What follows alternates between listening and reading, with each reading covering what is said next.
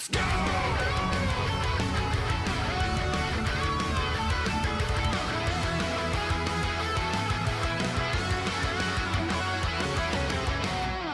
Let's just talk about it, like, first and foremost, of my overall, like, feelings from Doom Dark Ages, from Eternal and everything. I feel like I have a lot of good memories of Doom Eternal. Maybe that aren't completely sound. I will say the first big chunk of this game, several parts of it were not directly clicking for me. I'm gonna go over some of my criticisms because, ultimately speaking, it does end up getting a pretty high grade from me in the long run. A lot of the combat took about 6 hours for it to get to a point where it really clicked for me. That was not really the case with the previous Dooms. Within like the first hour to two, you definitely have a moment where it's like the flow state happens and it's like good. That definitely does happen eventually in Doom the Dark Ages. Just speaking on everything else, like visuals, are incredibly good. Like character designs, visuals, everything looks so much better. Demons look so much better than they kind of do before, which is nice. The overall impression of the entire game plan to be more melee focused, no double jumping, all that kind of stuff, really didn't sell itself on me until closer to like the halfway mark to the near end of the game, when some of the greatest fights really start happening. As soon as you start getting like things like shield upgrades and shit, it really starts to rear its head and you're like, oh, this is very cool. I have to give them credit. I do like the fact that Doom 2016, Eternal, and Dark Ages are all very different games. This one sort of revisits like the bullet hell aspect that OG Doom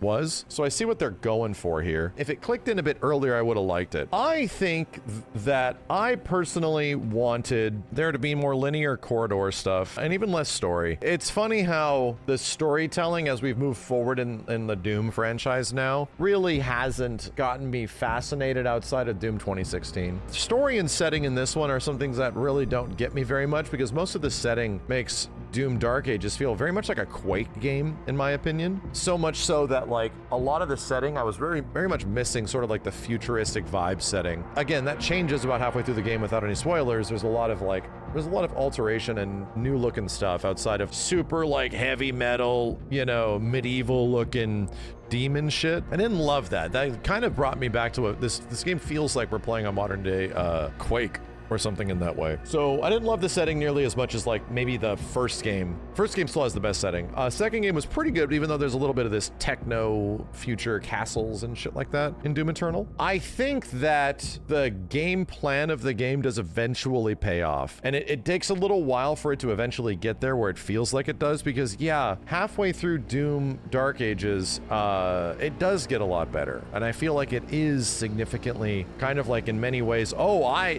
it has officially clicked. I understand why they did this. I kept repeating this thing in my head or out loud in several points during those fights where it's like, only moving forward, no backwards, just constant pushing through hordes, only pressing forward through this crazy shit. And that was actually very fun, man. When those moments were happening, it was actually wonderful. Big criticism. I genuinely do not like the giant maps, man. I don't like the secrets and I don't like the giant maps. Normally I do like the secrets, but in this one, when it came to the big maps and so much of the secrets, they are pace murderers, man. They just murder the pace of the game, unfortunately. And they're very cool looking, they're neat, but there'd just be a lot of moments where I'm just like doing so much running. I had been doing so much moving around these giant maps that I'm like, man, I really wish I was fighting. I really wish I was just like moving forward and fighting, you know, which kind of happens in the other Dooms to a certain degree. I wish the big map stuff was a bit less, and I wish that there was more linear corridors with enemy placement. A lot more just really hammering down some traversal here, some traversal there, some storytelling here, enemy area, kill the gore nest, you know, all that kind of shit. I sort of missed that. I missed like the gore nest aspect of it. And when it came to the bigger areas and like the hordes of enemies, the fact that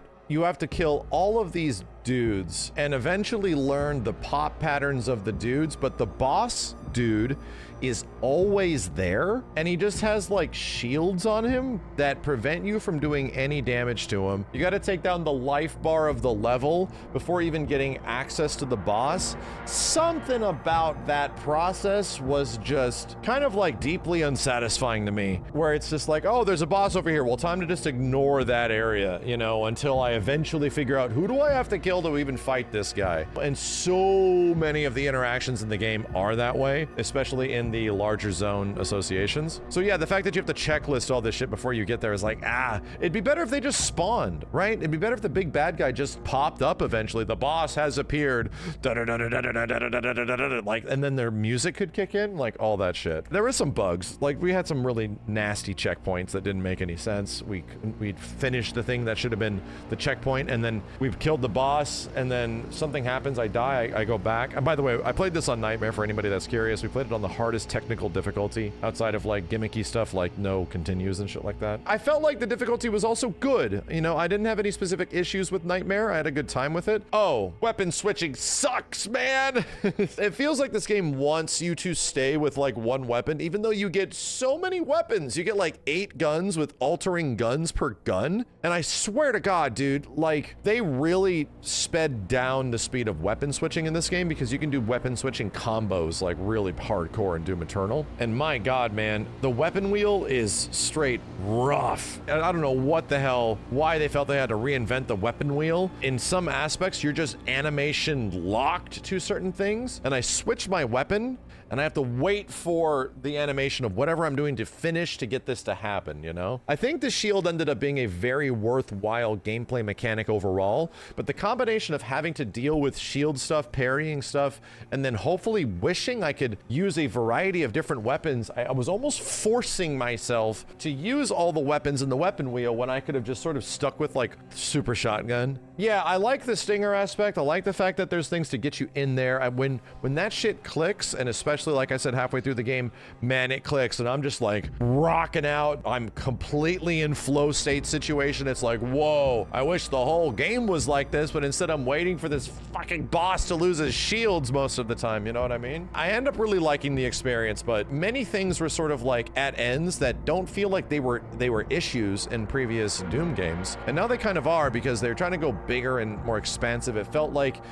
also in many ways the game was trying to pad itself. I just felt like a lot of the zones and a lot of the traversal I'm doing is just naturally bumping up my first time playtime by like a lot. And the more I was just focused on moving forward and whooping ass and continuing forward and following main crit path, I really started to enjoy it a lot more. I would say overall, I would probably critically give the game an 8, but I would probably also give it like an 8.5, because at the end, those final battles really did it for me, man. They really were. I was having a great time just shield, bam, this, dash forward, parry that shield, bam, boom, shotguns, flip over, bam, bam, bam. You just feel like an absolute god as you're just like blasting through all this shit. But the soul of the game is gone. Doom 2016 and Doom Eternal felt like you are the maestro of an orchestra of death. And this game feels like it just has background music, which is really unfortunate. More so that I'm like maybe gonna take down my personal rating down to a 7.5, because man, not having the music sort of act and feel the way that Doom Eternal and Doom 2016 music does is very rough, man. And I don't think some of the tracks are necessarily bad. They're big, like head-banging fun, dude. They're just like really great. But the way that music is utilized feels different, man. It just feels like, obviously with like Mick not being there, his approach of how music needs to work into the game, how the sound engineering of the music to the fighting is the way it is. It feels dynamic, but it just doesn't feel like it does much to get me into the game. There are so many moments in Eternal in 2016 where like the music kicks in and all the monsters appear at the perfect time. All they fear is me. Like, I know you just love it, dude. So much of those two games are those moments. It started to really happen a bit too much in the end. My dude, as soon as it feels like the music is kicking in, all they fear is me, the fight is over.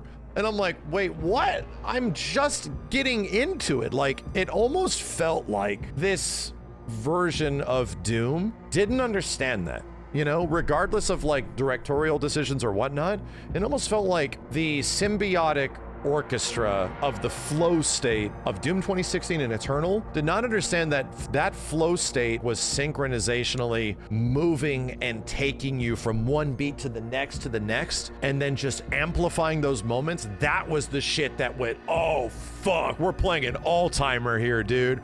We absolutely are. It felt like this game and its relationship with the music was much different than previous games. There's a lot of music bugs in this one that doesn't feel like the music necessarily accompanies most of the action at times, even though there is some really cool tracks and shit. I just did not get that feeling. And I realized that was the stuff that helped the flow state happen, that helped things click, that helped motivate you to like get back in and push forward and do all this stuff. So, and again, it's not about the quality of the individual tracks that either Mick or the new dude did, but the way that music was integrated into the entire game plan felt like it was not a priority. It almost felt like this game is trying to show you that gameplay is more important than music. Like, well, we have all this stuff. We have this dragon shit and these robot sections, and yeah, they are cool, and all this stuff is really neat and gimmicky, but like, you know, fun to a degree. But it felt like the music priority before was like up here with the gameplay, and now it felt like it's at the middle or lower. So I think that was the balance that I was hoping that they would have been able to find, and it just never really happened, dude. Never really happened where I'm just like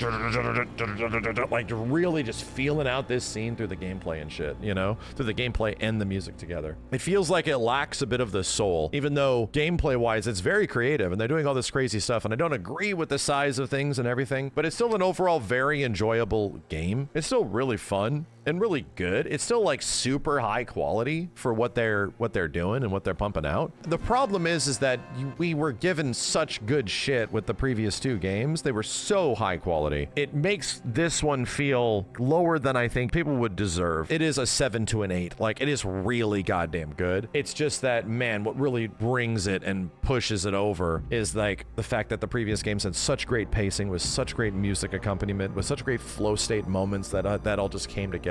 So ultimately speaking, I really did like it. I ended up really liking it more towards the end, but there was a lot of like weird things getting in the way of me getting to that flow state enjoyment that I love so much about the previous ones. But it did happen, and I did really enjoy that it happened. I'm glad I beat it. I'm glad I liked it. I'm glad I had a good time overall. It doesn't really hit the highest highs that Eternal and 2016 does, but it's still genuinely good. A super fun game, and I'm looking forward to seeing what the hell they do next.